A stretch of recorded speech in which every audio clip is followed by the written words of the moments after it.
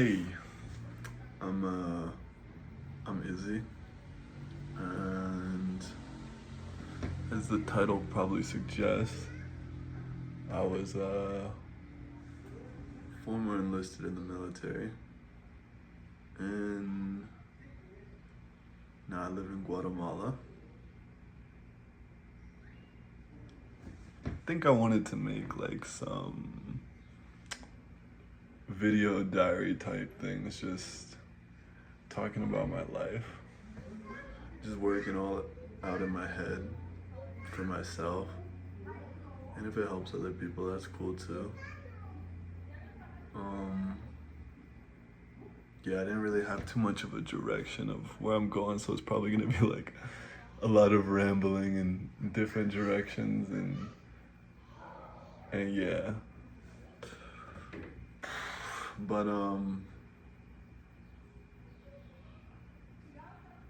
yeah. I'm a lot happier now. I'm a lot happier now. A lot of people always ask me, like, why did you choose Guatemala? Like, why, it's such a big jump, and, like, I don't have any family here. I just, like, moved out here on my own, just for myself.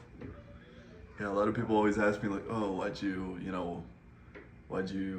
quit the military? Or why didn't it work for you? Why'd you quit your like really cushy job that you had in the States that paid well and was real comfortable, and yeah, it was just like a American dream type life. And usually I just tell people like, wasn't, you know, the military, wasn't for me, just didn't really work for me. And I kind of just give them an answer of like, like that's just another life and something like that. But really, it's like a lot. Was motivated for a lot deeper reasons rather than it just didn't work for me. Yeah. And so I kind of just give people like the really abridged, short version. And then if like, I really end up getting to know this person really well, then I'll like explain like, the whole hour-long story or however long this ends up being. But I'll just leave it like this. Yeah, I was one of those people that needed the military for sure. Yeah, I was one of the people that needed it. I'm kind of just with what's going on in the U.S. these days, I'm pretty hesitant to ever like recommend it to people because it just seems so volatile right now. But nah, I don't regret that I went. I think I needed it. I think I was one of those people that needed it for sure. Yeah, I was a pretty smart kid, like academically, but I was just really lazy. Just so extremely lazy. Man, I had a group chat with like all of my friends when I was younger, and they would just like post the homework in the group chat for everyone to copy. And I was like so lazy, I wouldn't even fill out the homework. Like, I wouldn't even fill out the homework. I just wouldn't turn it. Like, I would just be like, I don't care. I wouldn't turn it in, even when I had all the answers right there. And I ended up failing so many classes that they came up to me and they told me like, yo, you're gonna have to take an extra year of high school, because all the classes you failed. And I was like, man, screw that. I don't want to do that. So yeah, crazy. My mom actually supported me on this, but yeah, good looks to her. But I ended up dropping out of high school, took my GED, and I was like, you know what? I'm just gonna get in the field. I'm gonna get a job. Like, it'll be easy. Yeah, a couple months rolled by. Yeah, getting a job was not that easy. And I had this friend that was leaving to the army, And I was talking with him, and like, you know, I think you get like you get some benefits if you recommend a friend to like join the branch that you're already in. Like you get like ranked up early or something like that. And so he was like, yo, come with me into the army office. You know, I'll like introduce you and everything like that. And so, um, yeah, we went in there. I talked to them, and yeah, they like asked me a bunch of questions and stuff like that. And I told them like I had dropped out of high school, and yeah, they kind of blew me off. They blew me off. Not really blew me off, but they were like, you know, another one of these kids, whatever.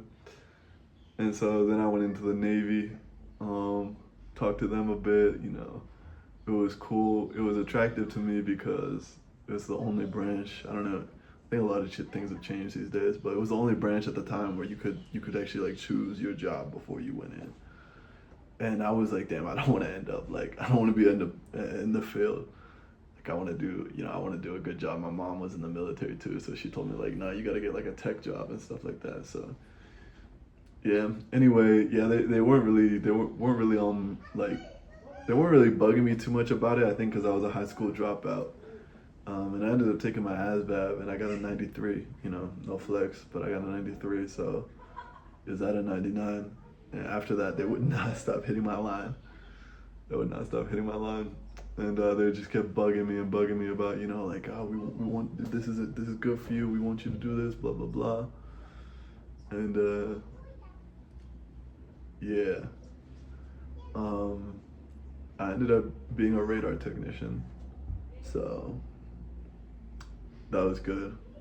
I was happy about that. Um, yeah, I'm glad that I went to to the Navy, because yeah, being a radar technician, it was a pretty cozy job. Yeah, I think I had enlisted when I'd signed the contract when I was 17. When I was 17, and maybe when I was like 16, but almost 17. And yeah, I think it was like April of 2019. I like shipped out. I was still 17, but I was gonna turn 18 during boot camp. And man, yeah, I didn't know anything about the world then. I didn't know anything. And yeah, I left to boot camp. Damn, looking back, that was so hard. That was so hard at the time, but like looking back on it, that was nothing. That was nothing. But yeah, I needed it. I needed that discipline. I needed that um, I needed that perspective on life, and yeah, I needed someone to put me in a direction, type thing. I had the smarts and the brains and everything, but I didn't have the discipline of like, you know, sticking it through to something, or putting my energy in the right places. You know, I didn't do sports as a kid. I didn't really have any clubs that I went to. I didn't have anything that I like really wanted to put my energy and excel at. And so this was like my first experience with that, of like, it was pretty menial stuff, but you know, they really like hammered into you like just like pinpoint accuracy, or perfection at small details and things like that, and like, you know, excelling at things. So yeah, um yeah, I was a pretty nerdy kid then too. I mean, I still am, but like, yeah, I didn't really go outside when I was younger too much, and like socialize a bunch. I kind of did, but nah, I was pretty inside a lot of the time. I wasn't going out doing a lot of things. So it was like it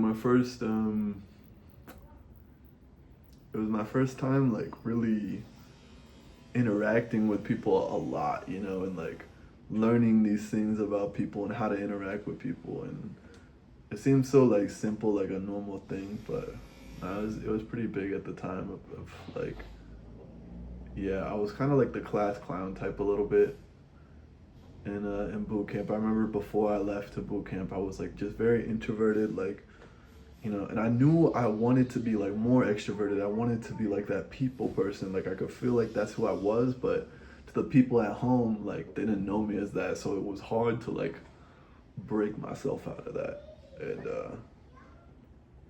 and be someone new because they already knew me as a certain thing, you know. So yeah, yeah, I finished boot camp, and yeah, it was all cool. I got lucky and I got to stay like so my school was really long for my job. It was around like 2 years, and I got pretty lucky because for a majority of that I was like with the same homies the whole time, and so yeah, I got to like really have like a close tight knit group. We weren't getting like split around a bunch of times. You know, we were pretty close and tight knit. So that was cool. I think they were all like 20, at least 21, and I was 18. So they were all going out and drinking and stuff like that, and I couldn't really get into that. So that kind of like was hard because you know they would go out and do these things, and it's like you know I can't really do that. So yeah, I was a good kid. So yeah, I wouldn't really say I like really broke out of my bubble. I was in there, but it helps to have like, you know, people that were in the same boat as you. You know, like you didn't feel like you were. A lot of the times, I didn't feel like I was forced to hang out with these people like in high school. You know, like you gotta pick a group and roll with it because like you don't want to be the kid sitting on the lunch floor. You know what I mean? Like the hallway floor. You know, you want to pick a group, even if they don't even like, even if it's not really your people's, you know, you just want to have a group to roll with. And, you know, because we all went through the same thing, it never felt like we were like completely worlds apart, you know. There was always something that united us with like, this shit sucks. And we're all going through it together, so, you know.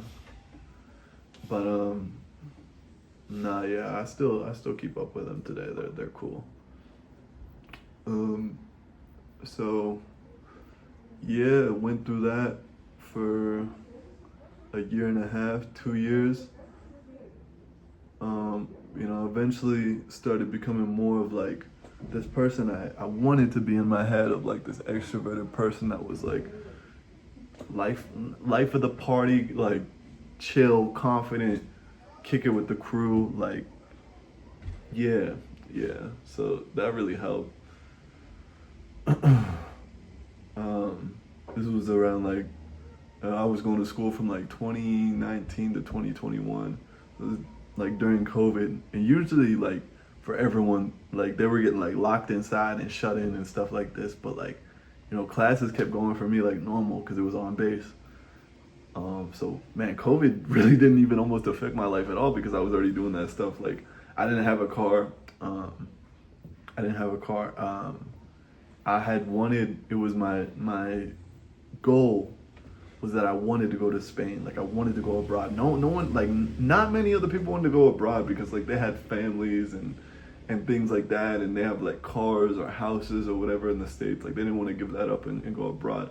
Me, I was 18, 19, like I didn't have anything, and I wasn't getting a car because I was like, yo, I'm gonna get Spain. I'm gonna get Spain. Like, why would I get a bunch of stuff here when I'm gonna go to Spain? It doesn't make any sense. Like, I was just like in my head, like I'm gonna get Spain. I know I'm gonna get Spain. No one else wants Spain. I want Spain. And so yeah, I didn't have a car, so I wasn't really going out during COVID or anything like that. Like I wasn't. My life was normal. It was cool because like everyone talks about like COVID being this huge thing, and for me it was like, you know, same old. Yeah, so near, yeah, at the end of the 2 years, um, I get my orders and I got Spain. I actually did get Spain, and man, I was like so hyped, so happy. Oh, I was so happy. I was so elated. Um, yeah, it was just all working out. It was all working out, and so yeah, I wanted to go abroad. And yeah, I got the orders, got on the flight, went to Spain. Um, on the flight there, I had met like, I didn't know it at the time, but he became to this day, one of my best friends. And yeah, we both flew out to Spain, and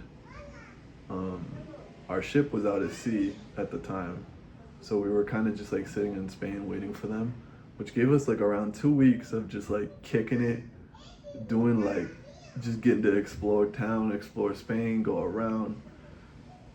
And with this guy, my best friend, who was also ended up being on the same ship as me, so it was like cool. Man, yeah, that Spain was not real life. Spain was not real life. Still, I think, man, that town is so cool. It's just like a weird mix because, you know, you got the naval base there and there's a lot of American sailors. So it's just like a weird mix, a cool, like, very unique mix of like American and Spanish life in that town. Where like one side of like the main like walk is just like Spanish bars, Spanish stuff going on, and then, you know, halfway through there's like the beach walk, and you got like the road that goes down to the beach, and then this side is just all like Americanized, kind of like there's an Irish pub. It's just like this was like where the Americans would kick it when they go out.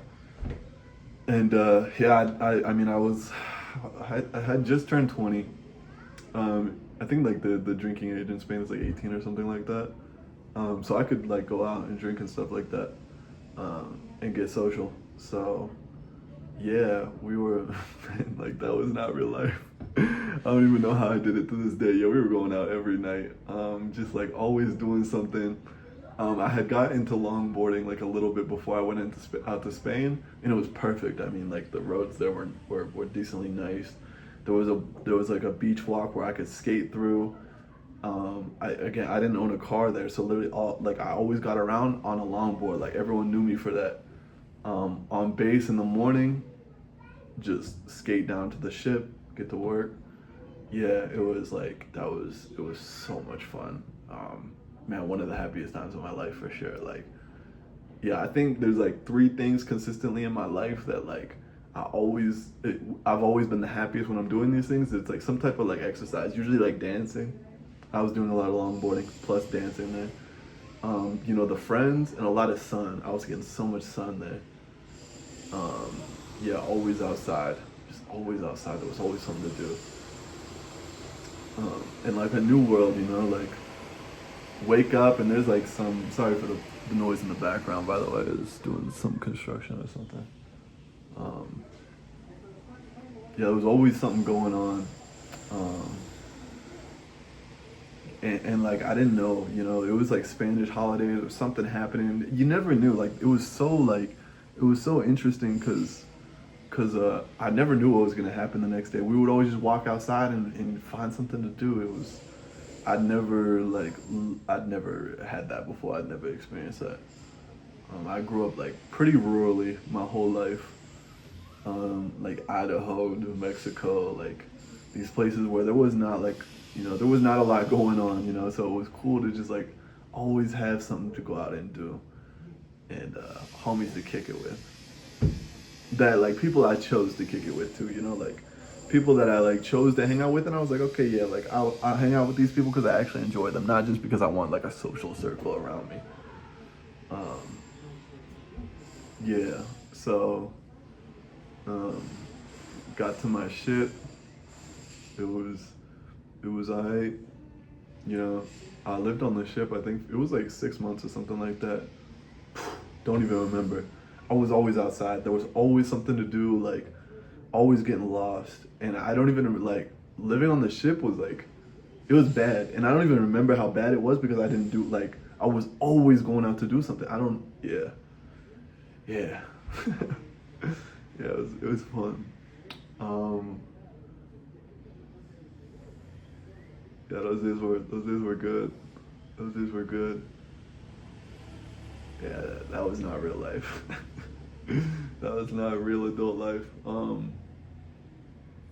Yeah, so at some point in 2021, we had the U.S. had like considered their war on terrorism over, and they pulled out of Afghanistan, which had left like a lot of people that had supported the U.S.'s operations in the Middle East, like ass out. They were gonna just like be killed by the Taliban. I think the Taliban took over after like 2 days after we pulled out, and so yeah, these people were just gonna be killed by the Taliban if we just like didn't save them. Um, so yeah, I think like the army held down the Kabul airport for like a couple of days to like get flights out of there. I don't even think there's no way everyone got out of there, but they like held down the airport for a couple of days to get like anybody that they could out of there. And a lot of these people that had supported the U.S., like they basically made stops in like Germany and Spain as like to do processing and make sure like, okay, these people are legit before they enter the U.S., you know. And man, yeah, there's videos of it online of like these people like clinging into like the landing gear as these planes are taking off, just because they were like so desperate to get out of there, to get out of where they're from. Yeah, at this point in my life, you know, I didn't really have like a big concept of like what my role was in the world or anything like that. It was just like, oh yeah, like my life's like, I don't know what the fuck I'm doing with my life. I'll just join the military type thing. I was joining the Navy. But yeah, so a lot of these planes like ended up stopping in Spain, and there weren't really like the resources to help these people immediately, because like it just happened so quickly. So a lot of us, I got lucky, and I volunteered and got picked to like help these people transition their lives from where they're from to the U.S. And yeah, man, that was when I had signed up for the military. I thought this was the type of stuff I was gonna be doing. I thought it was like humanitarian work, like helping people out, and like, yeah, I thought I was gonna be doing something like that I'd look back on and I was like, yeah, I'm proud I did that. That was a good thing. You know, I helped people. I made a positive difference. Yeah, I didn't really understand like the big picture type thing. I just knew like, okay, we're helping these people transition to the U.S. So yeah, that was pretty like fulfilling, man. But it was like tough seeing those people, like those kids and stuff, like telling me stories about like, yeah, just grim stuff in the airport, and like these people that like legit had nothing just come into the U.S. and telling me their stories and shit like that, man. Fuck. But it felt fulfilling that I was like, you know what, like I'm here like helping these people like transition, you know, their lives to like hopefully somewhere more stable in the U.S. But yeah, I felt like I kind of felt happy after that because it was like, yeah, this is the stuff that I thought I was gonna be, you know, I wanted to do when I joined the military, like help people and make a positive difference and feel like I was really putting towards something I'd be proud of on my deathbed, you know. And yeah, so I did that, and yeah, I was happy. I'm really happy I got that experience because I don't know if I'd be the same person that I am right now without that. But yeah, I still think about that a lot, man. Like those people's beaten faces after they got off those airplanes. These airplanes were so packed, like with all these people that were on it. Man, they didn't even have space to sit down.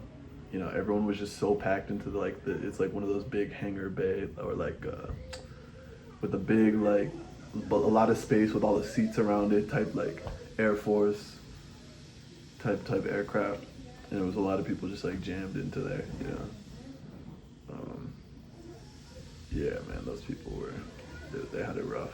They had it rough for sure. Man, just like playing games with the kids who didn't really even have a concept of what was going on. That was really sad too, because it was just like, you could see the parents were just so beat they couldn't even like they couldn't hide it. They couldn't like you know. So just being there to like interact with the kids and play with them and stuff like that was it felt good. Um, but yeah, that was that changed me. That for sure changed me.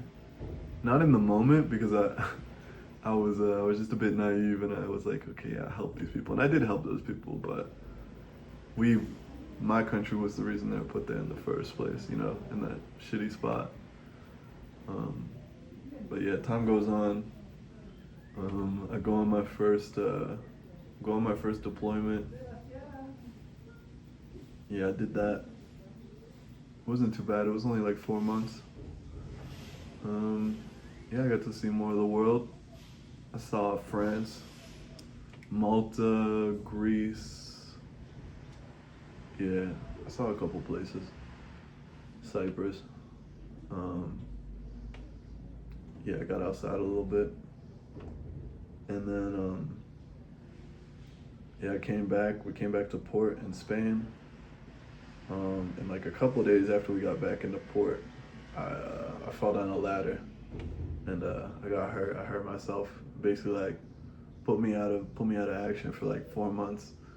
So for 4 months, I wasn't on the ship. I was like, um, yeah, I was able to do my own thing or just like recover.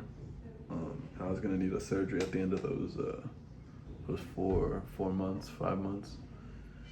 But this gave me a lot of time to just like really see the world. Yeah, I took the most of the injury, and I was able to have a lot of free time where I could just go and do things. Like to this day, I don't know how I did that because it was man, that was like a lot of pain, I think. But I think I was just so entranced with the world around me, like seeing all these new things. I just pushed through it. But yeah, I had met this guy. This guy changed my life too.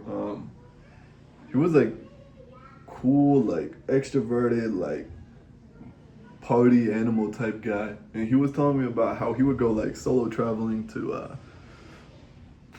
other countries for like the weekend, you know, like we were in Spain, he would just catch a flight to Germany or France or whatever, like for the weekend and come back like Monday morning, Sunday night and be ready for work on Monday, you know, like, and I was like, what, you can just do that? He was like, yeah, man. And I was like, and you go by yourself? He was like, yeah, man, it's the best way, you know, you meet a lot of people and yeah, you meet a lot of people and it's cool. And he was like, dude, I think you have like that energy, you know, that you would enjoy this type of thing. He was like, you should try it out. And so I did. I took like a weekend trip to Portugal. Yeah, it was so cool to just like to just meet people, like to just meet new people, and be able to be myself and not have like the okay yeah, yeah. I was just able to be myself and not like have to feel like oh I have to be this person because other people know me as this because I'm going by myself. Like I am who these people know me as. These new people, like I'm literally whatever I want to be, right? So that was cool. That was really like helpful for like just growing into who I want to be now. And yeah, that was a fun trip to Portugal. And since I was hurt, like, um, yeah, my doc was cool. She wasn't really like she was. I had like scheduled appointments, but in between that, like I could be wherever I wanted to be, basically. Um, and so, yeah, I think that the next trip I took was I really enjoy going to places that a lot of people like will like be like you know like, don't go to that place, like what is it there, or people don't know about it or like things like that. So I had a friend and she was from Serbia and yeah, I'd never heard of anybody going to Serbia, so I was like fuck it, I'll go to Serbia. And so I got a flight to Serbia and yeah, I got a flight to Serbia and man, that was so cool. Like she introduced me to all of her friends and all the places they would eat at and hang out at, and man, it was so much fun. It was so much fun. To this day, I still don't really know what the beef is, but yeah, I think Serbia is like more aligned with Russia, so they don't really fuck with Americans or America in general too much. Yeah, I remember going to like some. This is like what started like flipping a switch in my head. This girl was like showing me all this like these sites where like fucked up things that happened in war and factions that the U.S. had supported or something like that, I think. Yeah, I can't really remember too much. But she had said something to the effect of like, yeah, your country isn't as good as you think it is. And yeah, that really made me think a little bit like, yeah, I guess I really hadn't given it too much thought at that point. Like what my role was in the world, in the military, you know? But yeah, I think that's like one of the things that got the gears turning in my head. Yeah, went on with my trip. I went to Bosnia. I went to Croatia. It was fun. Next trip I went to Germany. Yeah, like I saw a lot of things, a lot of cool things. Met a lot of people. Heard a lot of different perspectives. Yeah, that was important. That was really important. But I think those two things with like helping out with those Afghan refugees and hearing from my Serbian friend about war atrocities committed in her country really made me think like, am I doing the right thing here? Will I be happy on my deathbed knowing I supported this? Yeah.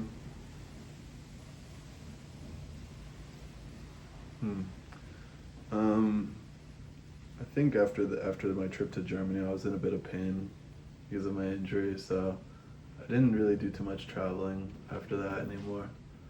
It was pretty sad because my ship had returned to. I was gonna need surgery in the U.S. and my ship had returned to Virginia, so I didn't really have. I didn't really have much time left, and I was gonna have to say bye to the friends I made in Spain and stuff. So that was pretty sad. Yeah, I didn't know how much life was gonna change, and then I just but I said bye to them, and I got my flight back to the States. I remember I don't really have a lot of regrets in my life. A lot of the decisions I've made, like I'm pretty happy with them. Even if it didn't work out how I wanted to, I'm like, you know what, I'm happy I made that decision and I saw it for myself. But this might be one thing where it was like, yeah, this did cause me a lot of grief. I remember they had given me the option to get like medically separated from the military because of this injury. And I said no because I was still kind of riding the high off of Spain. Like Spain was just like the most fun, happiest time I'd had in my life. Great friends, good sun, longboarding, dancing, concerts, travel, cities, friends. Oh, there was just so much. The ocean was nice. The beach. Yeah, they had given me the option. I said no. I didn't want to get out because, yeah, I was enjoying it. I was enjoying the life. But this was in Spain. Now we're back in Virginia, in Norfolk. And yeah, I got the surgery. I got all fixed up. I think after like 5 months, I eventually returned to the ship. I even remember thanking the captain, being like, "Yo, thank you for keeping me on the ship," because they could have put me in like another ship because I'd been out for so long. I remember thanking the captain, like, "Yeah, I'm glad to come back," because I didn't want to leave my homies. That was a big thing. Like, I didn't want to leave the friends that I'd made on that ship. Like, we were super tight, and I felt like if I had left those friends, like the military, like it would have just not it would not have been like good for my mental. But yeah, went back to the ship, and life continued on. Our ship was going to some place called the Yards, and the Yards was like a place where like your ship would get fixed up for like a year or two, before it went out on any like new deployments or things like that. And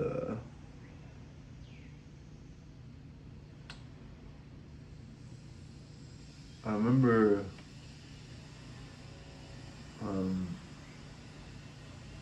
yeah, life was just not, it was different there. It wasn't like going outside a bunch, I wasn't, I lost like, dance has always been like a huge part of my, well, yeah, it's been a huge part of my life. And like, when I look back, it's only recently I looked back and saw this, but when I look back at my life and I'd be like, what were the happiest times? There was always like, I was dancing a lot. And yeah, I lost that. There wasn't really a lot of places to go out and dance and like things like that in Norfolk when we got back. Everyone was so like far apart.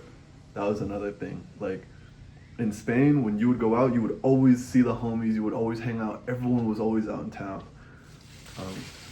Yeah, it wasn't like that when we got back to Norfolk. Yeah, that was another thing. So I just didn't see the homies that much, and there was not as much activities or like life. There wasn't as much life. So that was pretty hard too. And then,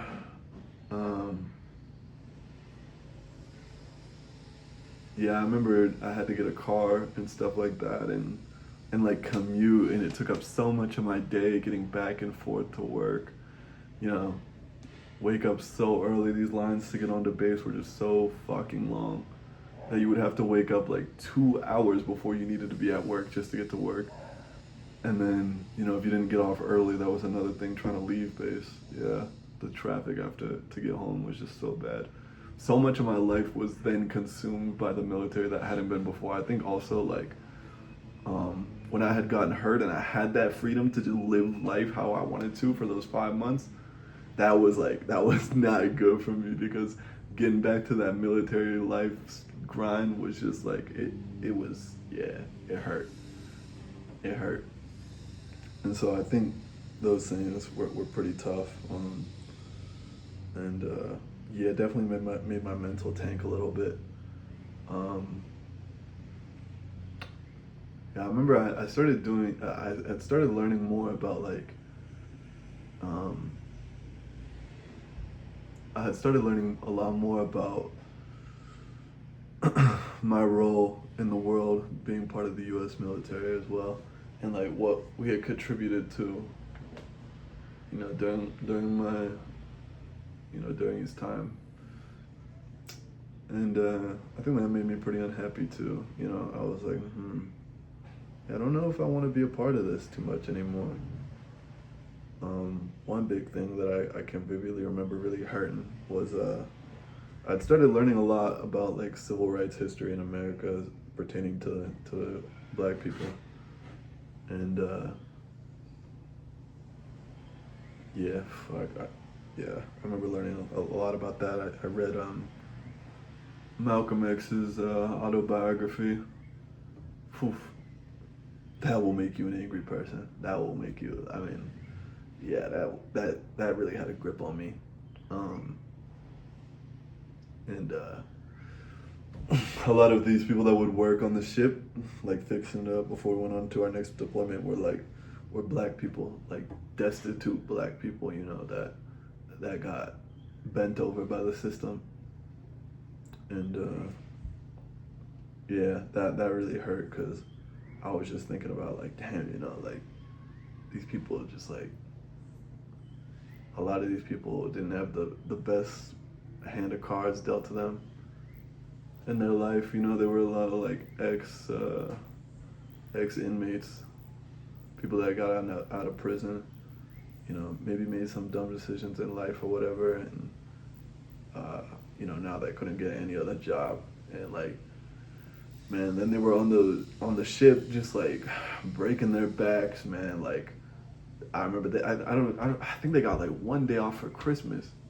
It was something like that. They didn't get holidays, anything like that. Like horrible pay, just like breaking their back, to like to make sure that the U.S. military stayed on its schedule to go fuck with these other countries abroad. Like we have all these problems here and stuff like that, and they got screwed by the system. Granted, probably still made some bad decisions, but you know, then like their cheap labor and like horrible situations were exploited to make sure that the U.S. military kept going abroad and not fixing the problems that they had here, but going to fuck over other countries.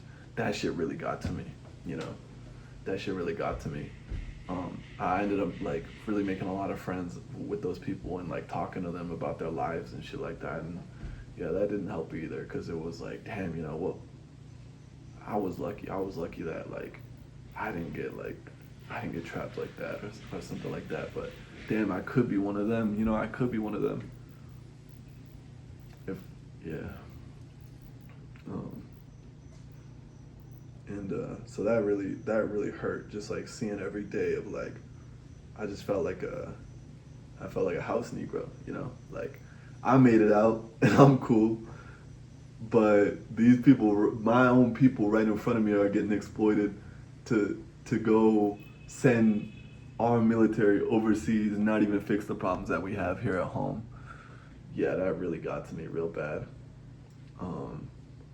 And I think around this time, the Israel-Palestine conflict, reached its head on October 7th.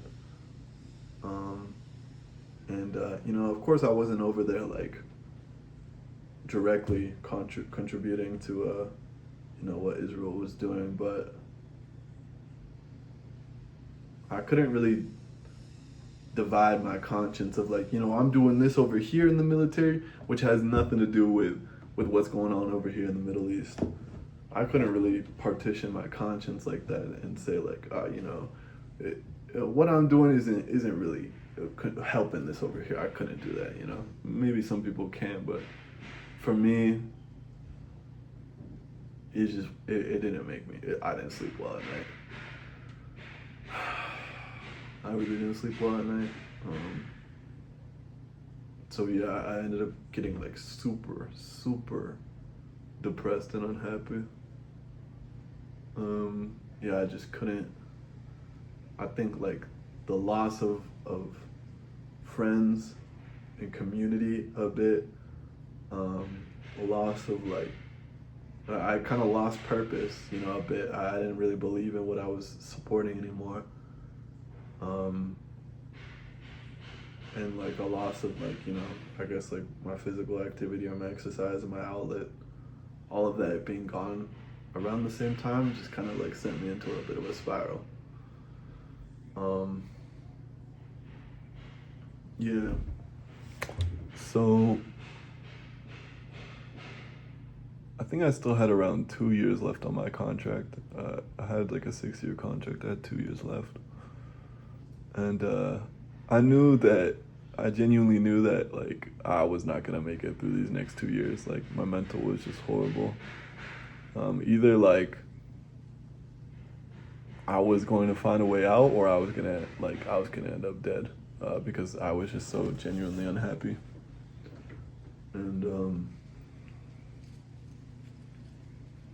yeah,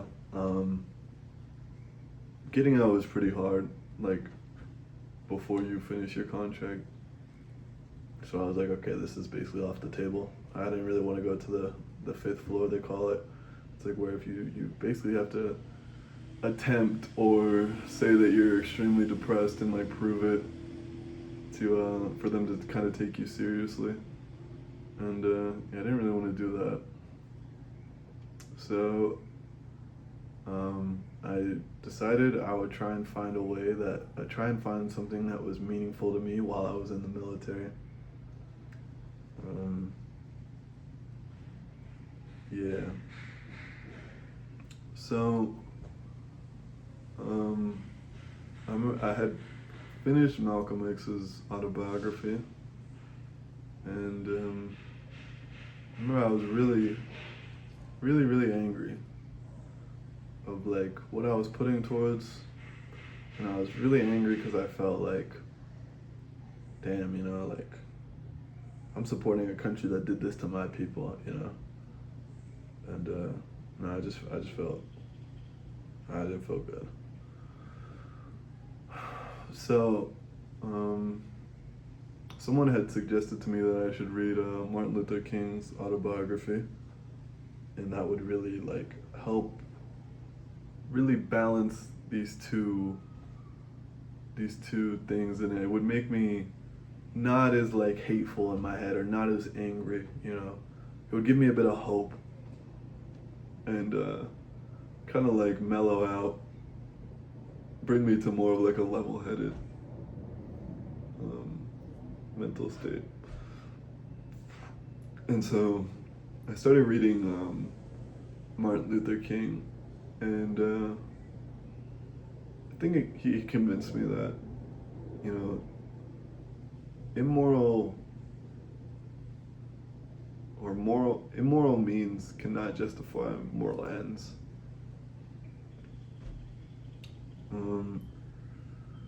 So it kind of gave me the framework to really fight for something that I believed in with means that I felt like would not damn me, that I could still live with at the end of the day.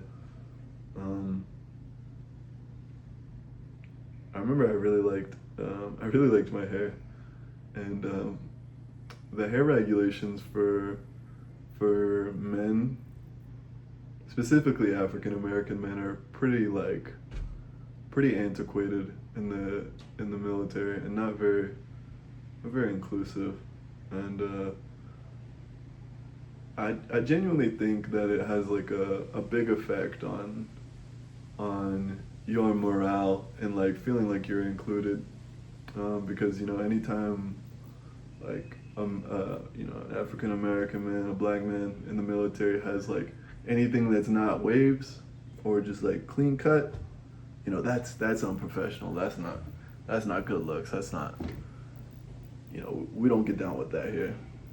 And I remember that really would really bug me. It really pissed me off. So yeah, I kind of honed in on that because I was like, this is like something that I do feel pretty passionately about, that it's like not right. This is just like some old like antiquated thing of like, oh, if your hair has naps, then it's unprofessional. You look like you don't look well groomed, put together. So yeah, this is like something I honed in on. And I felt like it was like small, it was really meaningful to me and small scale enough that I felt like I could change it, right? And like, so this was what became like my focus for, I think it must have been a whole year, maybe half a year, or something like that. Of like, I know this regulation is wrong. I know I can convince people. I know I'm right. And I can do, like, I think it's possible for me to change it. And I think like the means that I would have to employ to change it are morally defensible, right? So, yeah, I remember I started talking to all the people that could possibly change this. Yeah, I remember like drafting up like this whole long paper of like why this is beneficial to the military when it comes to like inclusion and retention and recruitment. All these things that they said were important to them and are important to like their mission and stuff like that. And yeah, and also it felt really meaningful to me too, because I had seen what happened when the system exploits these black people and puts them in spots where they can't, they can't even say no. Like, you're coming out of jail, no one's gonna hire you. We're gonna hire you for $8 an hour to bust your ass with no holidays and work on this ship that's just like horrible conditions, horrible for your health and all these things. it felt right in my head where I didn't really get down with what the military did abroad, but the military is the most important for like marginalized minority communities who don't necessarily always get the best hand in America. It's the most important for these people because it gives them the most opportunity, the most social and economic mobility other than any other opportunity in America. And I'll stand by that, that's the truth. So I felt like, even though I didn't really get down what the military was doing, for my people, if I could change this and make the military more friendly for them, I was happy. Yeah. And it was about hair. It was for sure about hair, but for me, it was about doing something that mattered to me so that I had purpose and I didn't feel like what I was doing was just like not good. And that's what a lot of people really didn't understand at the time. They were like, why do you care so much about this hair thing? Why do you care so much about this hair thing? And I mean, I can say this now because I'm on the other side of it. I did care about the hair. I did. But it was more about like, I couldn't say this at the time, but it was more about like, I don't agree with what my country's doing, my military's doing. So I'm gonna do this fight that feels like righteous to me. So yeah.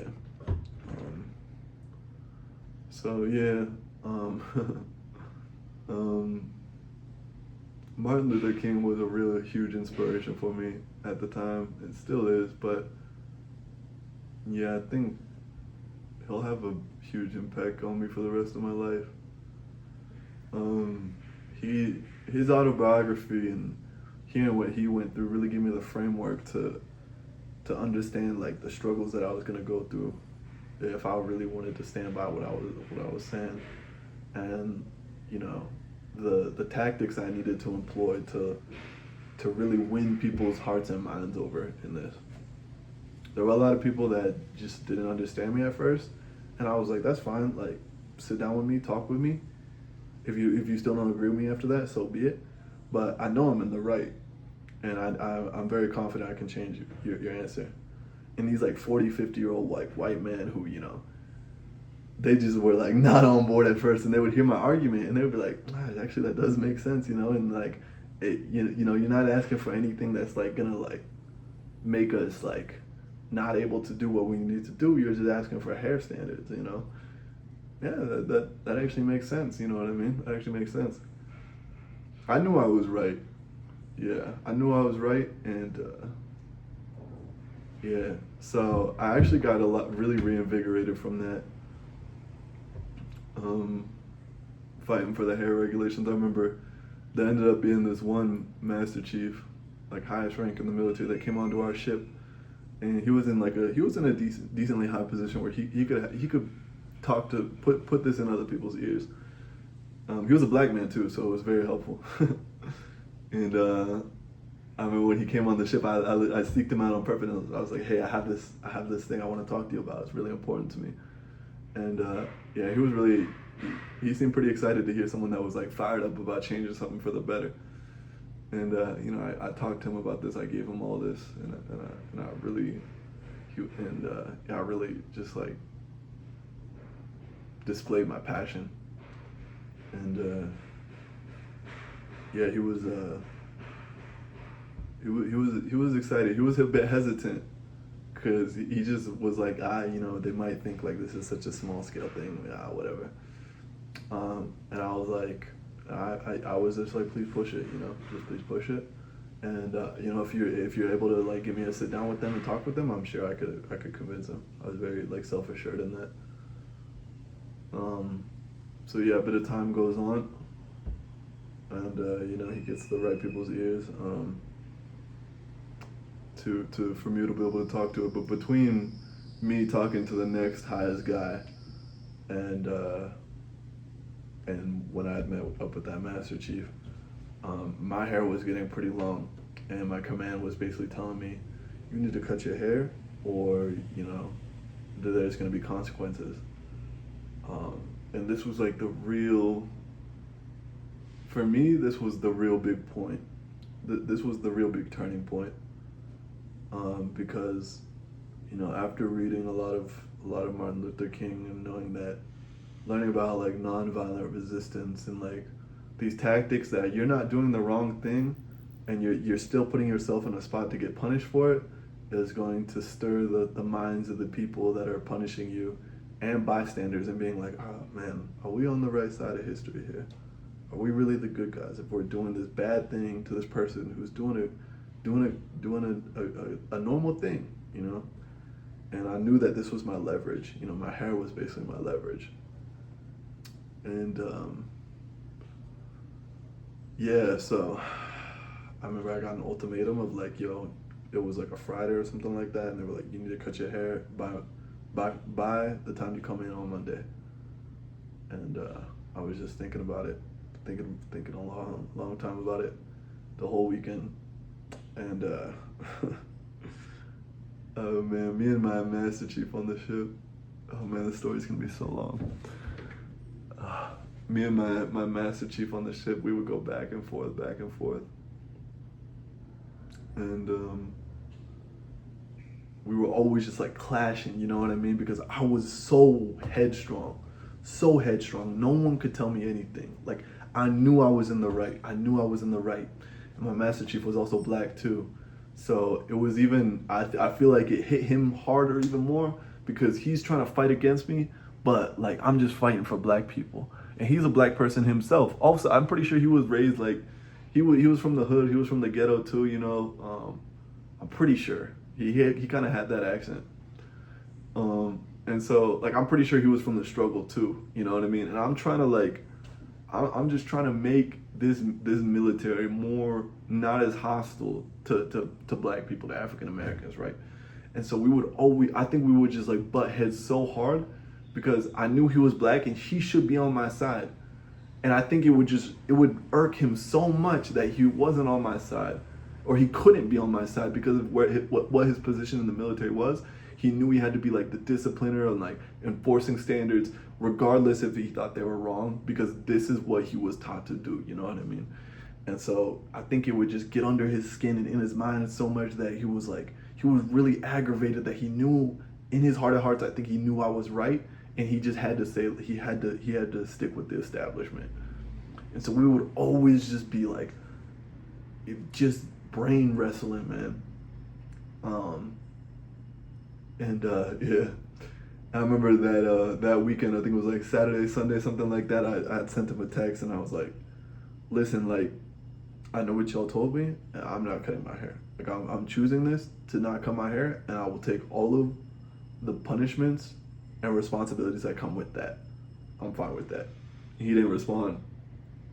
But I remember on Monday when I walked in, boom, they slammed down the folder with all my like, I was gonna basically go to captain's mast and all these things for disobeying a lawful order and all this stuff, So they were like, listen, son, you asked for this, you know what I mean? You asked for this, and these are all the proceedings that are gonna happen.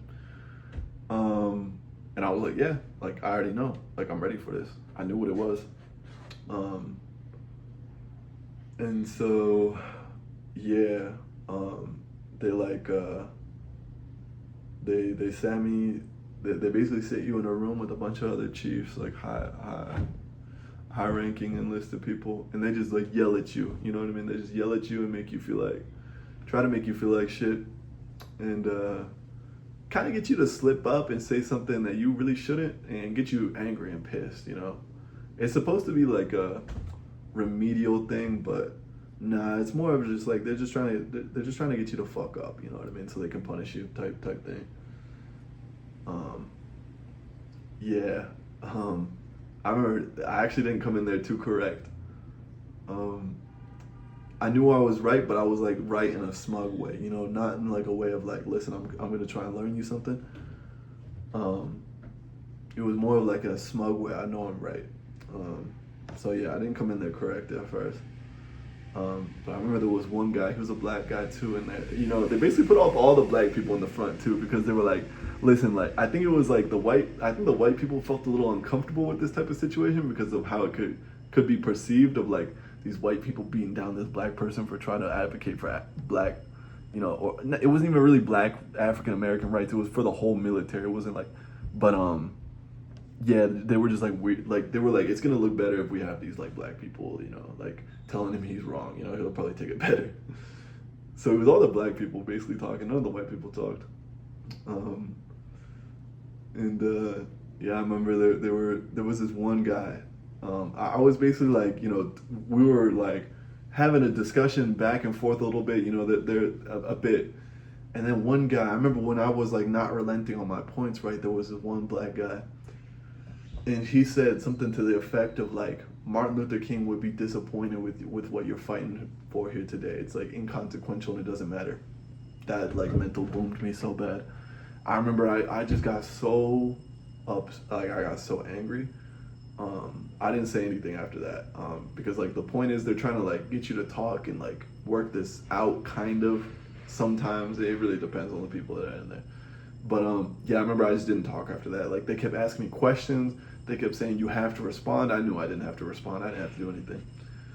You got to respond. You can't just sit here and not talk to us. Boom, we're asking you a question. Respond.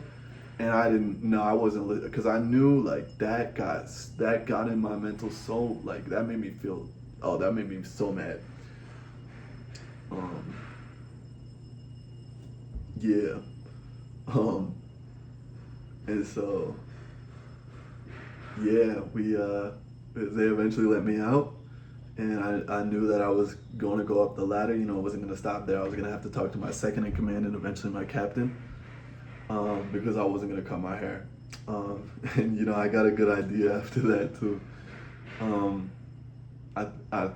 I think like I was going to have to talk to, after the weekend, I was going to have to talk to the second in command. And, I was like, you know what, I'm really going to make this point. I'm not going to cut my hair. I'm going to really make this a point, right? And so I remember I had the day that I was supposed to meet with the second in command. And you're allowed to, like, push the day if you want to seek, like, legal counsel, right? For what to do if it's, like, a real legal situation.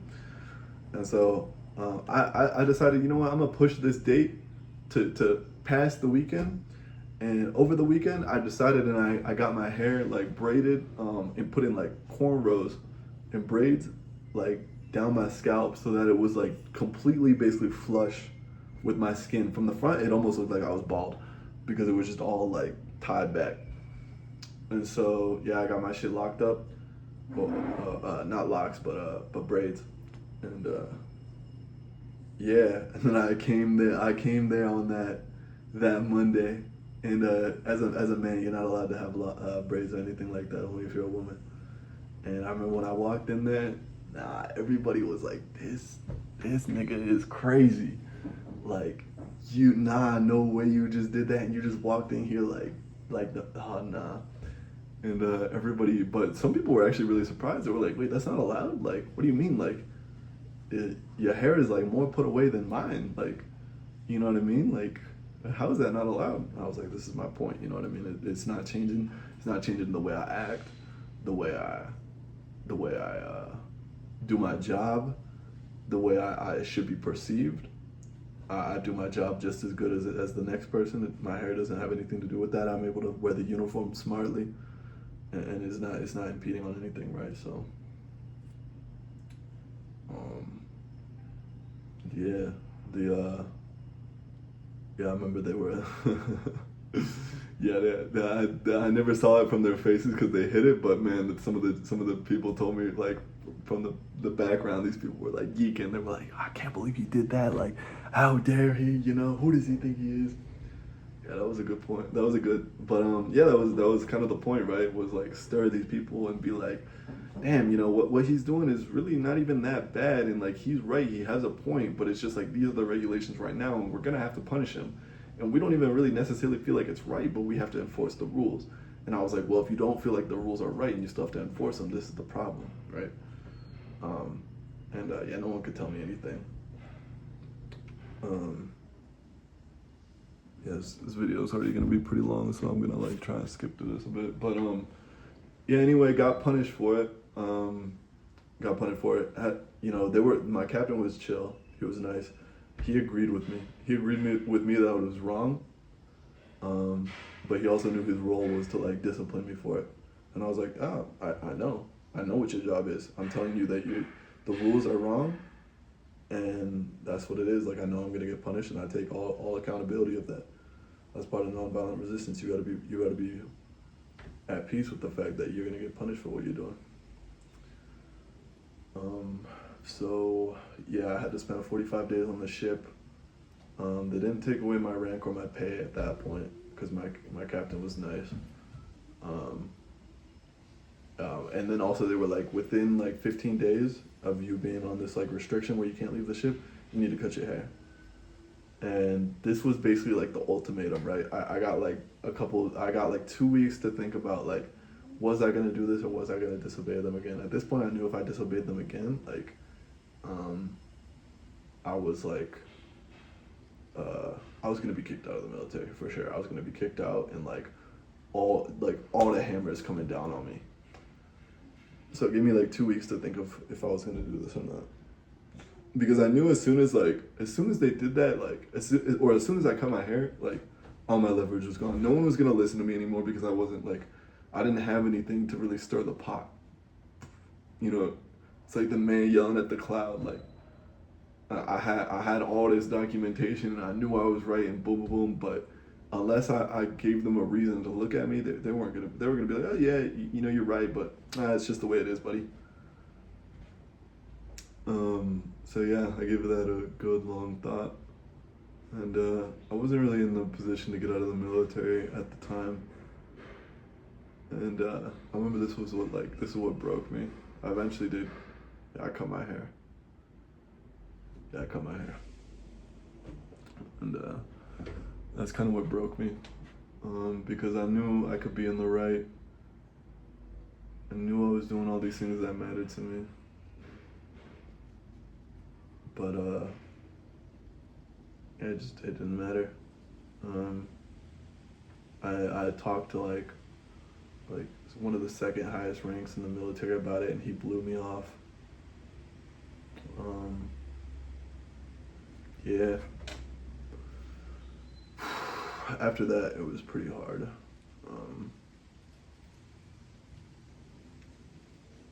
Yeah.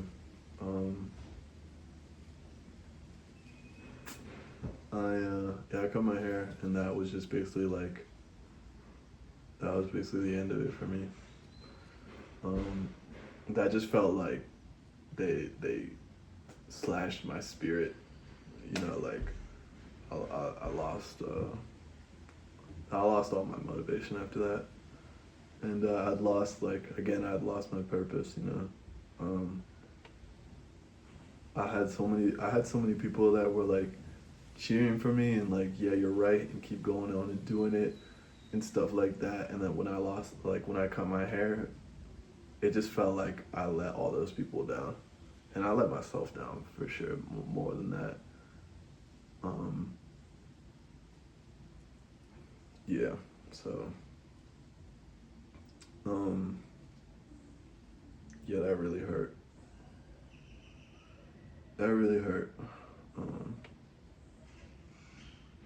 And I mean, I didn't know what direction to go anymore. I still had like a year and a half left on my contract. I didn't know what to do anymore. So, but yeah. So after that, I think I got off of my restrictions, like off of my boat jail, in like October. And yeah, life went on for like a month or something like that until around Christmas time. I remember I got off. I thought, you know what, like maybe I just need a break.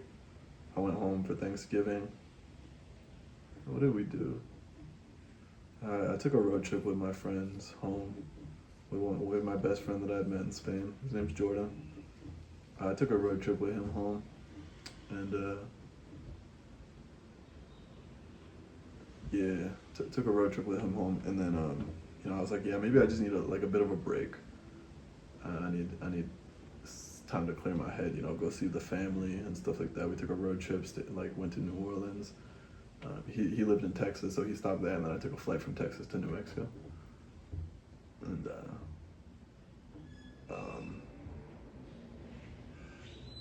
yeah, I saw my family. I couldn't really explain to my mom why I was so unhappy, or like why I went through all these things that like kind of hurt my military career or whatever. I couldn't really explain it to her. It was just like, it was meaningful to me, and still is. But yeah, I couldn't really explain it to her too much. And I got back after Thanksgiving. I got back to the ship. You know, life as usual. And I was so unhappy. I remember like, I can't do this. I genuinely can't do this. Like, I don't want to go to the 5th floor. Like, I don't want to like stage a suicide attempt or whatever. Like, I'm not gonna do that, because I know that the reason I feel like this is because of the military. So if I'm able to get out of the military, then I'm not gonna feel like this anymore. Oh, fucking Christ. So, yeah, what was I? Yeah, I knew that I didn't want to go to the 5th floor, so, I went, and I had bought these tickets. Anyway, I had figured out like the difference between desertion and AWOL, and I figured out that as long as I had left my command for like between 3 days and like 30 days or something like that, it would be considered like AWOL, and it would be like a military crime that I could basically forcibly get myself punished for, but like not be like a civilian crime where I was gonna go to like jail possibly. So I kind of like played the system. I bought a flight home, took the flight home, just like ditched my command and said, hey, I'll be back. I don't really know when, but I will be back. And like, yeah, it was because I really wanted to get out. I didn't really see any other way, and like my command wasn't helping me. They didn't really care. And yeah, they kind of always just blew me off and said, well, buddy, listen, you like signed this contract, you gotta finish it. That made me pretty unhappy. That made me really angry, because, you know, I don't like people telling me that like I don't have a choice. I don't like people telling me that like this is the way it's gonna be, and yeah, kick rocks, buddy. Nah, that doesn't really work for me. That's never really worked for me my whole life. And whenever someone does that, I usually just go to the opposite direction. So a lot of people were telling me like, yeah, you signed this contract, like there's nothing you can do to get out of it. So that pissed me off a decent amount. So yeah, went home for like Christmas and spent time with my family. Then yeah, I came back. I knew I was gonna be punished. Let them put the handcuffs on me. Lost my rank. Lost my pay, and yeah, I got kicked out on purpose. So anyway, yeah, served my time on that, you know, the extra 45 days of boat jail. So I spent like 90 days, 3 months, just on the ship on boat jail. Yeah, but I was happy because I knew that what I was being a part of wasn't really making me too happy, and I wasn't really comfortable of how I was gonna feel on my deathbed with the things that I was supporting. It was different before when I didn't know.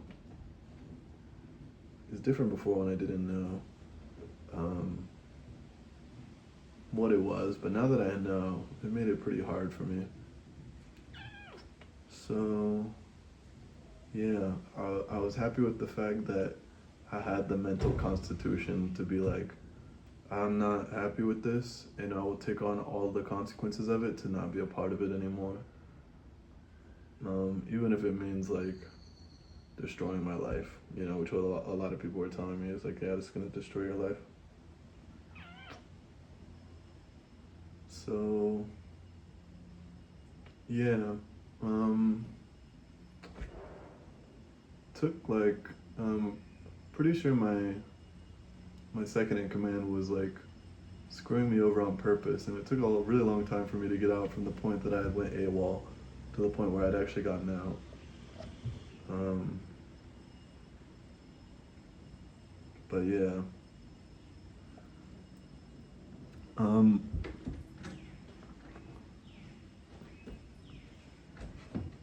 yeah, so I got out after like 5 months.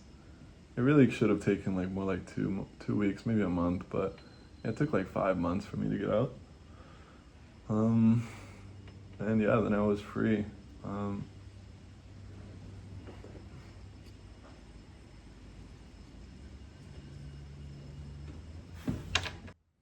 so yeah, then I was free. And I had all this freedom. I was like, wow, yeah, I should be happy now. Yeah, I should be happy now. I got my freedom and can do whatever I want now, and I don't have to to feel like I'm bound by the choices I made 5 years ago when I had completely different understanding of the world. Um, so yeah, uh, had a girlfriend at the time. She was studying abroad in England, and I didn't know that I wanted to travel when I got out, so it was basically pretty perfect. Where I got out of the military and I flew out to we met up in Spain, and yeah, we did like a little Europe trip together. Um, she wasn't my girlfriend at the time at that point, but I asked her to be my girlfriend during that trip, and yeah, um, I felt pretty happy at that point because not only did I just like get out of the military, but I kind of stood by all the morals and everything I believe with and had to sacrifice to get out of it as well. And that felt a lot more meaningful than just like riding my time out when I knew it was something that I didn't really get down with. Um, so yeah, I was pretty like happy with myself. I'm still pretty happy with myself about those decisions because yeah, I think like I'll be yeah, I could be happy with them at the end of the day, at the end of my life, knowing that, it wasn't really something I supported and I stood by it and I put my skin in the game.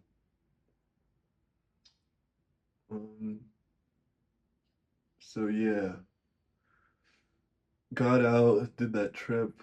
It was fun. Saw more things. And then eventually I went back and to where I'm from, and I was kind of I went back and lived with my mom for a little bit, and it's pretty pretty calm. My girlfriend lived there too, so I got to see her a lot. And yeah, or I ended up getting a job over there at Intel, and yeah, it was moving pretty normally.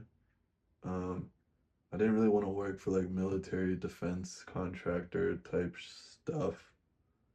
Um, After because it kind of felt within the same vein, and if I didn't really enjoy being part of the military, why would I want to support it as a civilian? Didn't really make what that was a big thing of mine of like, yeah, I'll get like a job doing using like the skills that I learned in the military, but I didn't want it to be like in the same like sector, right?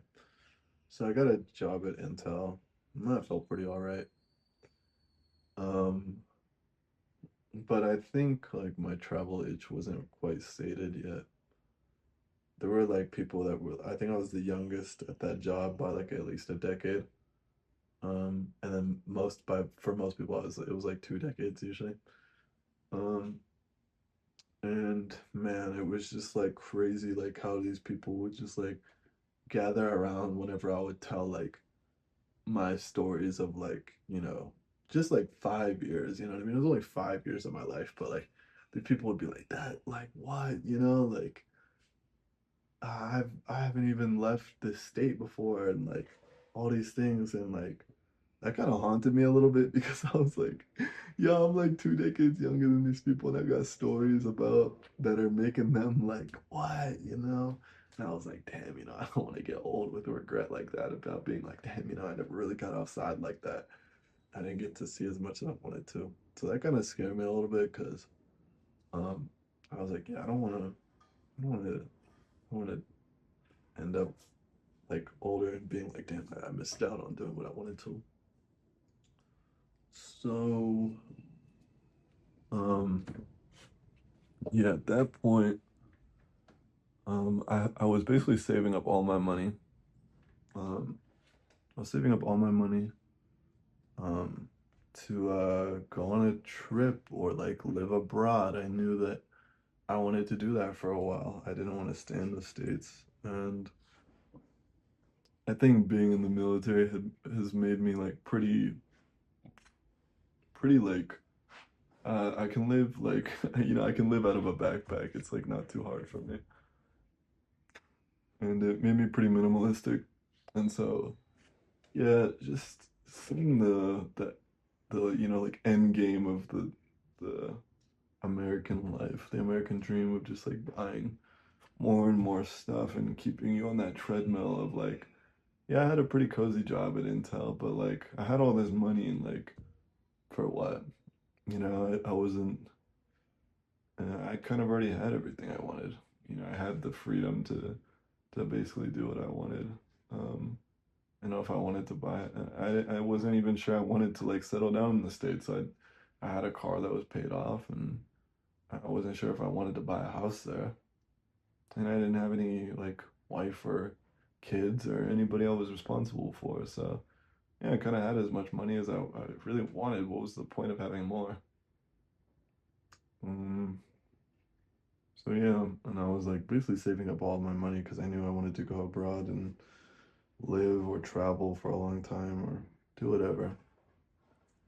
Um, and yeah, it eventually got to that day where I had that money saved up, and I was like, "Yep, I'm ready to go do this trip now. I'm ready to go do my thing."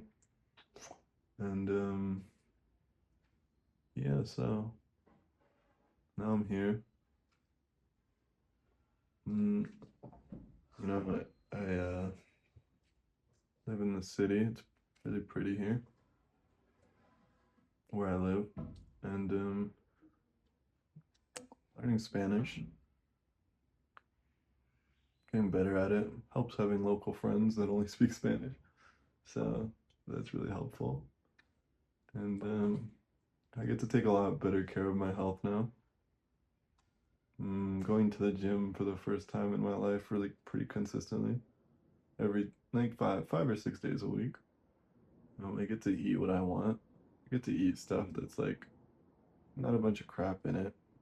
A lot of stuff here is pretty locally sourced.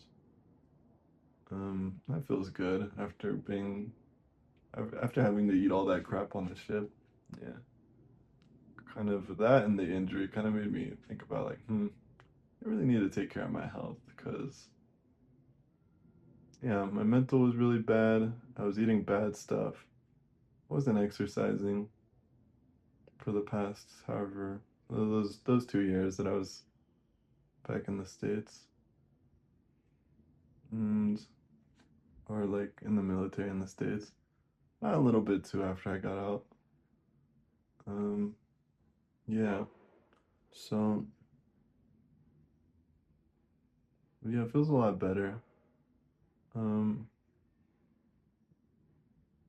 one thing I realized when I got out too was I thought it would all be fixed after I was freed from my contract.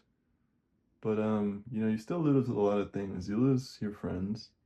Well, yeah, they're still your friends, but there's so much distance between you. It's not really the same. And you lose like, as much as I hated it, I think I was probably the biggest hater of the military when I was in it. There's a certain sense of purpose you still have of like, it feels like you're doing something every day. Um, even if it's That's something great. You still feel like, oh, you have a place in the world. You lose that. You lose a bit of purpose. And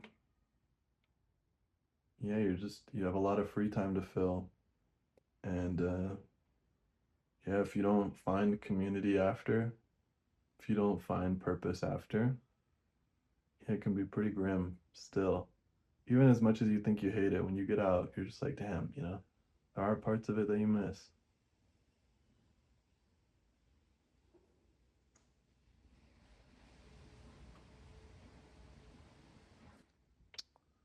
Um,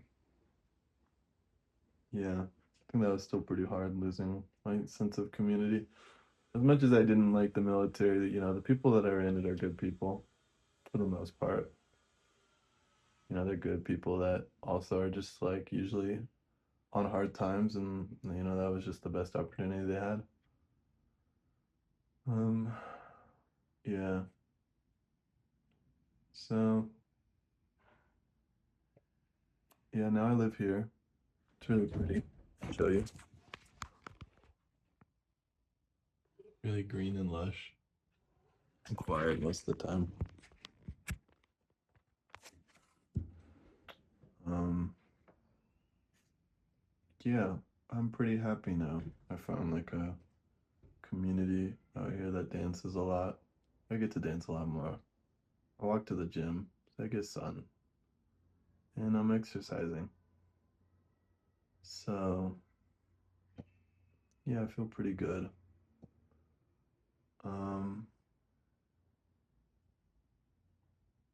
yeah, I think that was everything. But we'll see how it goes from here. I'm pretty content and happy with my life right now. And yeah, it's definitely different life being this slow, but I think I need a bit of stability in my life. It's been ever since ever since I've uh